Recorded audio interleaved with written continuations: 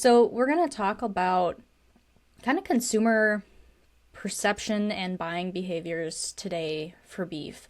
Simply because, from my perspective as a rancher, I think it's really important for us to know what matters to the person who buys the product and kind of what's going on in their minds or lives that's influencing those buying decisions. Because if we don't have someone to buy it, where's our business model? So, why do consumers go back to beef as a protein source?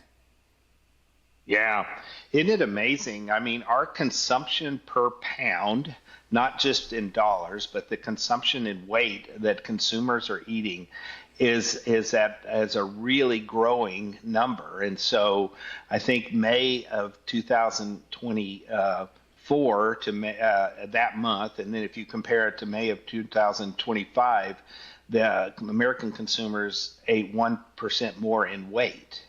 And so, there's been an attack on cattle from all kinds of different fronts in our society, and there's been attack on eating meat as a protein, and I think we've survived it.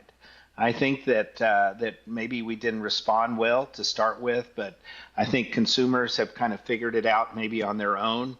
One of the things that's happened in the last since really COVID started is that there's really been a movement back among young men to grilling, and they also are really into working out in a way in a percentage of young men that hasn't been that way in a long, long time, and they're learning and they're reading a lot and they're investigating, and so they're not only grilling more meat.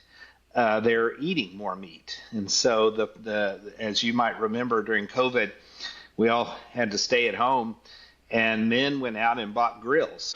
So consumers are very interested in health, and we have a great product. We have been short, as I said, in really telling the consumers what a great product we all have, but they're figuring it out, and I think our consumption could go even higher as our quality of cattle gets better, and that beef is still something that people go back to. And we just finished with July 4th holiday, and the amount of meat that was sold over the holiday in the United States is astounding, and it's what people really want to go back to. And so we need to make sure that we treat those consumers well, and that every animal that we raise, and this is something I talk to my crew a lot about, every animal we raise needs to have its best day every day, so that the quality of that product, when it eventually gets to somebody's grill, is so good that it makes them happy and it's not a disappointment to them. Now, my follow-up question to that would be,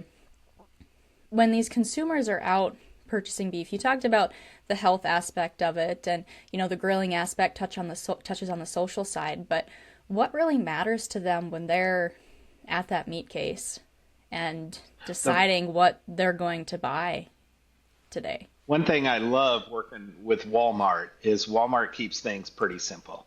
They really keep things simple, and their whole thing is to help people save money so they can live better. And so one of the very first things that I learned from working with them is meat on the shelf is the most important item.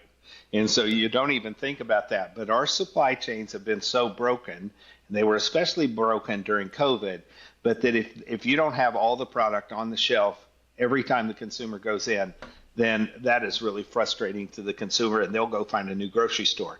The next thing they have to have is they want a good, very good product at a good value.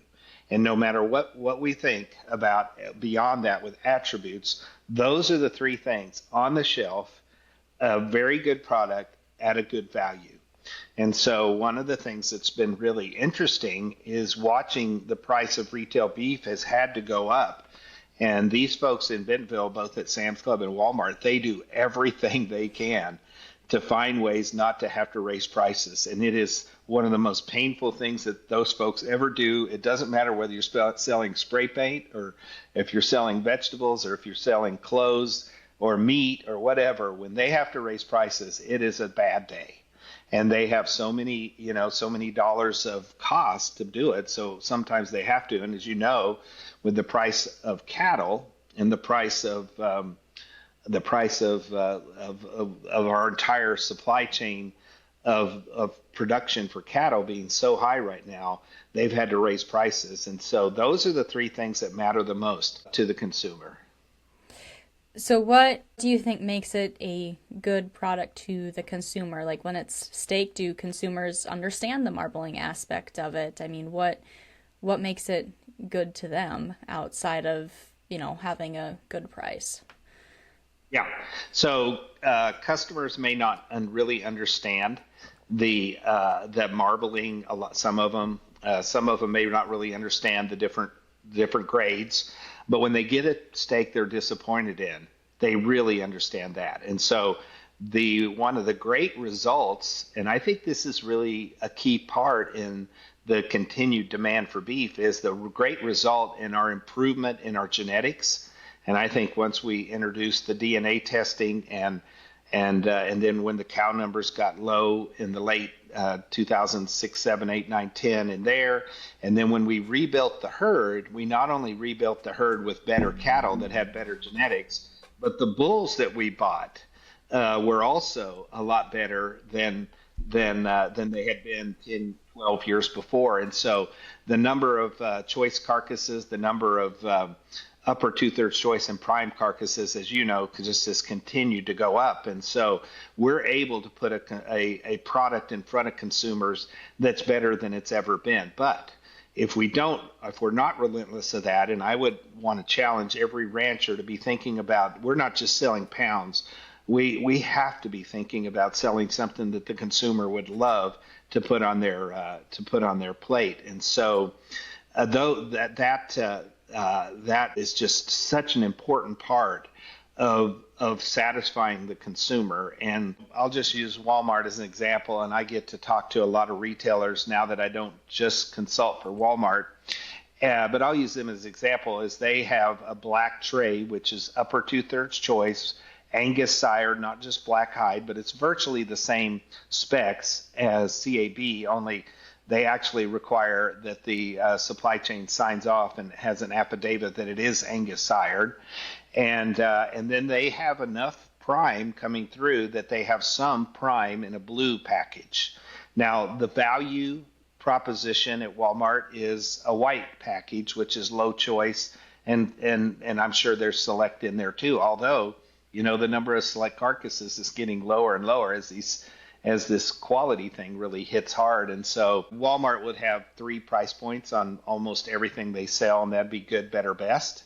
And so being able to offer that Blue Jay Prime is an exciting addition for them, and they're thrilled with what the American cattle producer has done to put that in front of them. And so I think their customers have kind of trained themselves by which color tray they buy, and the black tray is by far the highest selling and the one that, as you know, if it's CAB specs Angus sired, it's going to, for the most part, it should be a really good eating experience. Just to wrap that up, it's consumers are demanding a high quality product.